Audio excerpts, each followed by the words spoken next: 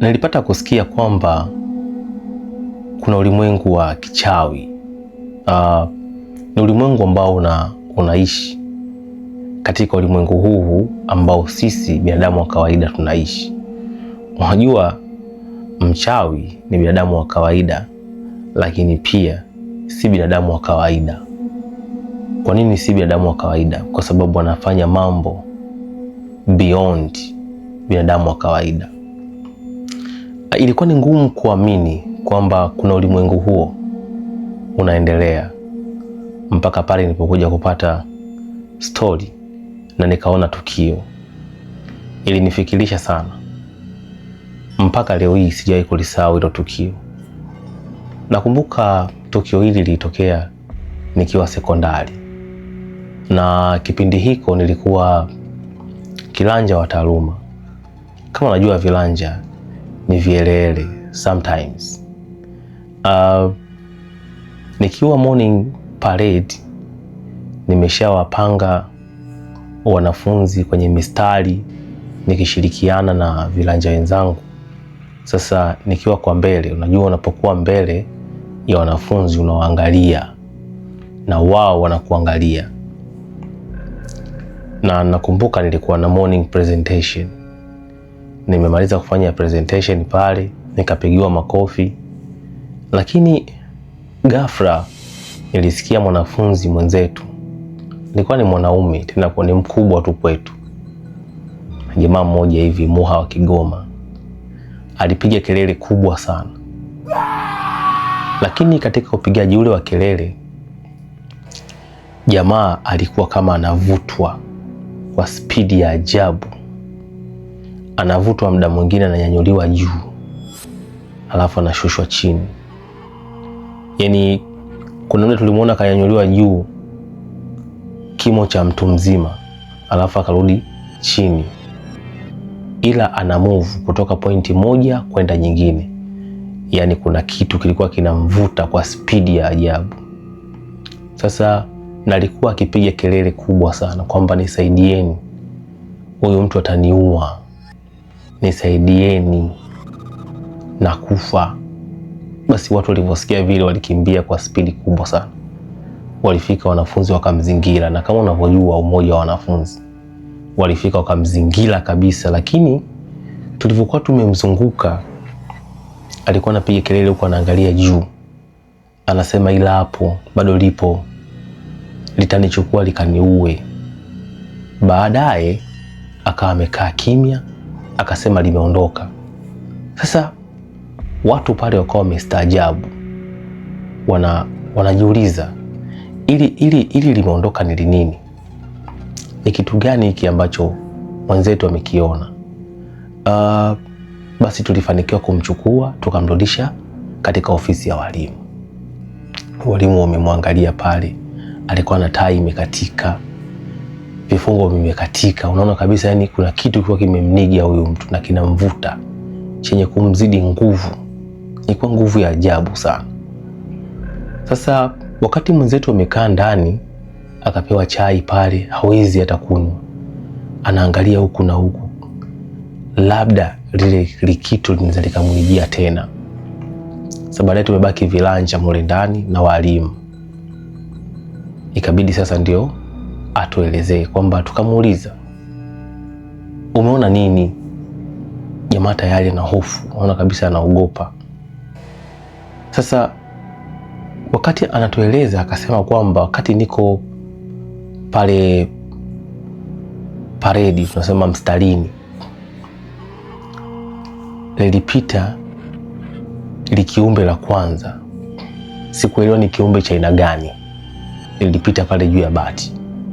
Nikaangalia mara moja tu, nikazuga kama vile sijaliona, kwa sababu nilishaambiwa ukiona vitu vya namna hiyo usivikazie macho. Ukivikazia macho vitajua umeviona na hakika vitakudhuru. Sasa katika kuconnect yale maelekezo ambayo alishawahi kupewa na wazee wake, akawa amewini stage ya kwanza. Stage number 2, pale likatua jitu lingine jeusi, lina malasta, lina meno marefu, lina kucha ndefu sana. Sasa alivyoliangalia alishtuka sana, kwa sababu kilichomfanya ashtuke sio lile jitu tu, lakini lilikuwa limevaa kanzu nyeupe na damu nyingi sana, na mkono wa kulia limeshika maiti. Inaonekana maiti ilikuwa fresh kabisa, ina damu nyingi. Alishtuka kwa kuona maiti. Alikuwa hajawahi kuona maiti ambayo inavuja damu kiasi kile. Ila yote hayo anayaona, wengine tulikuwa hatuoni. Unaweza ukaimagine, je, ni ulimwengu mwingine watu wanaishi alafu sisi hatuoni? Au ni nini kinaendelea beyond our imagination? Sasa wakati analiangalia, likawa kama limegeuka, tunataka kumwangalia. Mwenzetu yule akakunja shingo kwa haraka sana, likambullshit, likajua alijaonwa. Sasa wakati linaondoka, likapita juu ya wanafunzi. Hakuna mwanafunzi aliyeliona isipokuwa mwenzetu mmoja tu ambaye aliliona.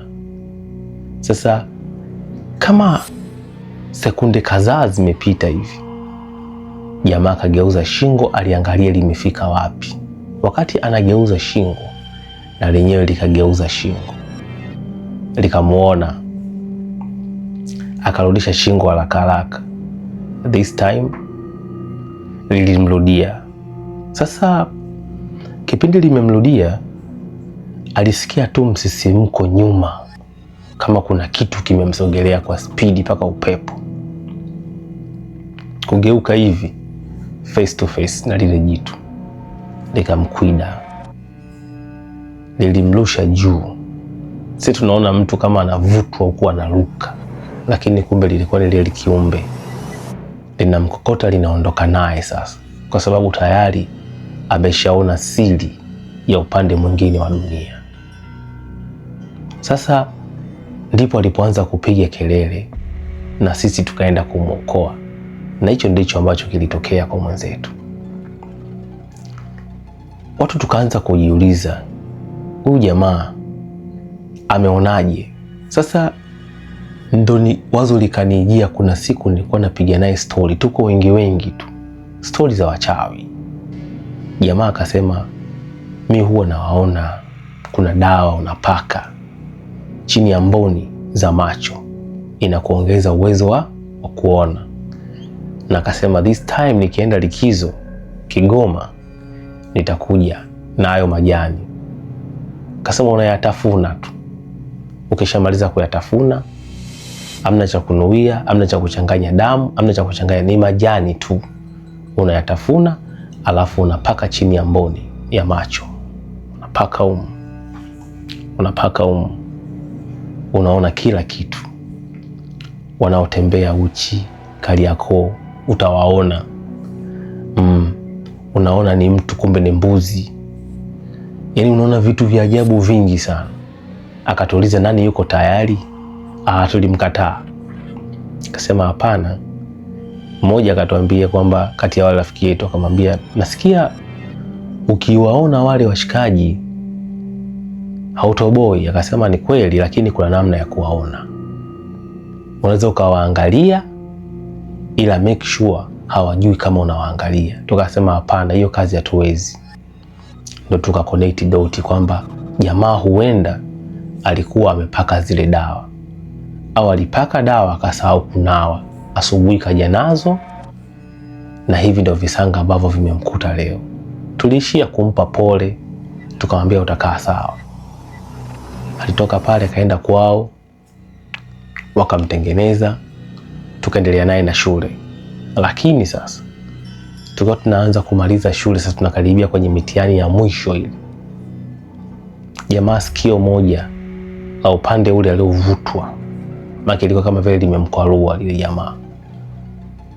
Alianza kuumia sikio lilimuuma sana. Aenda kwa wataalamu, wanaangalia sikio liko fresh. halina infection aina yoyote, sikio halina fungus, sikio halina bakteria, halina mchubuko aina wote, wala hakuna ajali yoyote aliyoipata. Tukamaliza shule, wachache tuliendelea na masomo advance, wachache walikwenda kozi za certificate na diploma, wachache walibaki. Katika watu waliobaki mtaani, na mwenzetu pia alibaki mtaani. Ndani ya mwaka mmoja wa kumaliza, aliugua sikio pasipo kugundua nini tatizo, na hatimaye sikio lilipelekea umauti wake.